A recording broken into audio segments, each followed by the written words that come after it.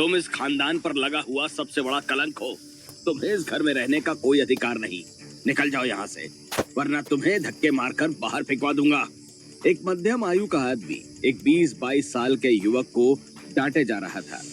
उसकी बगल में एक उसी की हम उम्र औरत उस युवा को अपनी तेज आंखों से घूर कर देख रही थी।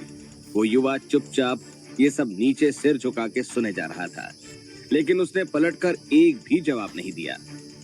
कुछ समय बाद उस लड़के ने बड़ी हिम्मत करके अपना सिर उठाकर उस औरत को देखकर कहा, माँ, क्या आप भी मुझ पर यकीन नहीं करती? जैसे ये बात उस युवा ने कही, वो औरत तिलमिला उठती है और गुस्से से अपने दांत पीसते हुए कहती है, खबरदार, अगर तूने मुझे अपनी माँ कहने की कोशिश की तो जब तुम्हारा जन्म हुआ था उसी समय मैंने तुम्हें त्याग दिया था। तुम जैसी औलाद से अच्छा तो घर में नौकर है जो हर बात बिना टाले मानते हैं और उनमें कमा कर खाने की क्षमता भी होती है। एक और तुम जो जन्म से ही एक ऐसे बच्चे हो जिसके पास कोई टैलेंट नहीं, जो इस समाज में कुछ नहीं कर सकता। भला हो माँ जी का, जिन्होंने तुम्हें इस घर में आज तक जबरदस्ती रखा है। अब उनके मरने के बाद तुम्हारा यहाँ कोई नहीं। दफा हो जाओ मेरी नजरों के सामने से, और आज के बाद इस घर में कदम भी मत रखना। तुम जन्म से ही एक यूजलेस थे और यूजलेस रहोगे। तुम सब देख क्या रहे हो? निकाल फेंको इसको घर से बाहर। एक दूसरे लड़के ने अपने गार्ड्स को देखकर कहा। तभी वो युवा जो अभी अपनी माँ की बात सुनकर पूरी तरह से टूट चुका था, तुरंत उठकर खड़ा होता है और अपने आंखों में आंसू और अंगार लिए लाल आंखों से वहां मौजूद सभी की तरफ देखकर कहता है, वाह क्या बात है, तो तुम मुझे अपनी बात कहने भी नहीं दे रहे हो और मैं गुनहगार बन गया आपकी आंखों में। उस लड़की ने क्या कह दिया कि मैंने उसके साथ जबरदस्ती की तो आपने मान लिया, और मैं जो आपका खून हूँ उसे आपने बोलने का मौका तक नहीं दिया। क्या आपने उस लड़की को पूछा कि वो इतनी रात को मेरे कमरे में क्या करने आई थी? ना, आप ऐसे कैसे सोचेंगे? आपकी नजरों में तो मैं निहायती नालायक नकारा इंसान हूँ, तो मैंने ऐसी हरकत कर दी होगी। लेकिन आप सब भी अच्छे से जानते हैं कि बचपन से लेकर आज तक मुझ पर सिर्फ इल्जाम लगे, लेकिन कभी मैंने खुद को परेशान नहीं किया। कितनी बार इस अभी ने मुझे फंसाया और मारा भी, लेकिन आप ये सब देखकर भी चुप थे, क्योंकि आप सबने मुझे कभी अपना माना ही नहीं। तो जो इन नसों में ये बह रहा जो आपका खून है, इसे मेरे शरीर में रहने की कोई जरूरत नहीं। और ये जन्म जो इस औरत ने दिया है, उसे भी मैं आज त्याग देता हूँ।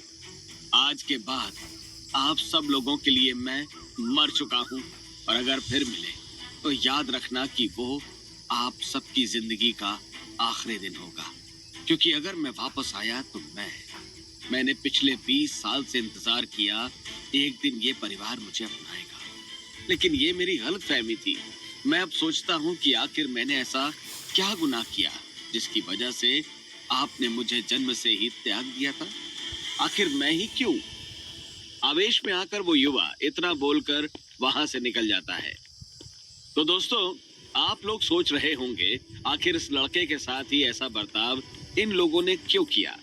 क्या था कारण जिसकी वजह से उसकी माँ उसे जन्म से ही इतनी नफरत करती है?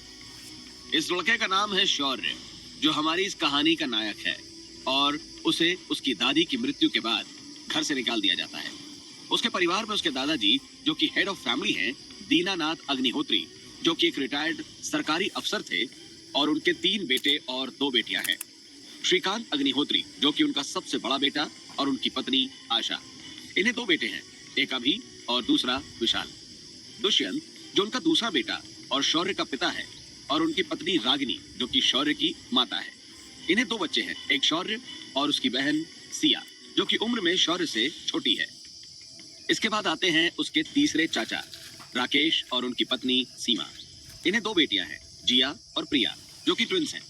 इस पूरी फैमिली में गीता, जो शौर्य की दादी थी, वही शौर्य का ख्याल रखा करती थी। इनके गुजर जाने के बाद शौर्य को कोई सहारा नहीं रहा, और इसका फायदा उठाते हुए अभी और विशाल ने मिलकर शौर्य को एक नौकरानी के जरिए फंसाया। और पूरी फैमिली, जो शौर्य को बिल्कुल बर्दाश्त नहीं कर सकती, उन्हें मौका मिल जाता है उसे घर से बाहर निकालने का। अब रही बात उसकी माँ की, जो उससे नफरत करती है। इसके पीछे भी एक कारण है। जब शौर्य का जन्म हुआ था तो डॉक्टर के मुताबिक इसके दिमाग का पूर्ण विकास होना संभव नहीं था, क्योंकि उसकी कुछ नसें दब चुकी थी। तो इस वजह से उसका ज्यादा दिनों तक जीवित रहना संभव नहीं था। इस वजह से रागिनी ने कभी भी शौर्य को अपनाया नहीं, ताकि उसकी वजह से उसे कोई मेंटल स्ट्रेस ना आए अगर इसे कुछ हो जाता है तो, क्योंकि वो इस दौरान जुनून कर रही थी। इसके बाद रागिनी ने कंप्लीटली शौर्य को अपने से दूर रखा। एक समय तो वो खुद उसे मारना चाहती थी, लेकिन गीता की वजह से शौर्य जीवित रहा। अब इतना जानने के बाद कोई भी शौर्य से हमदर्दी तो रखेगा, लेकिन क्या हमारा शौर्य खुद को साबित कर पाएगा या फिर अपने परिवार को नफरत के आगे हार मान जाएगा?